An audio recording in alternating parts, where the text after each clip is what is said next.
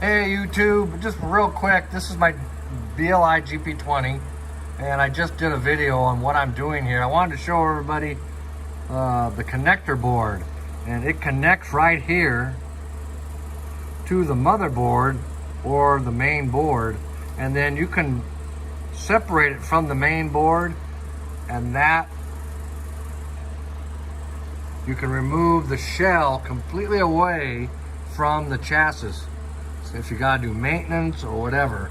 So one of the many great features of the Decoder Buddy.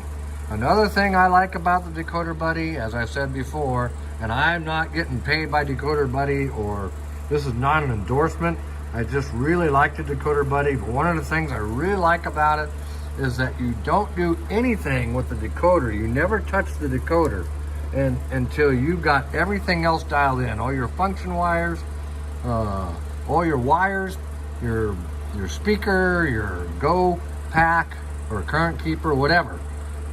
That all gets dialed in first, and then you take the decoder out of the package and put it on the Decoder Buddy. So there's very minimal handling of the decoder, which is a good thing. So I've had several decoders because I handle it too long, too often.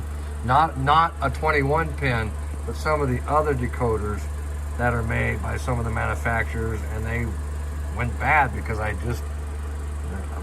was handling them too much.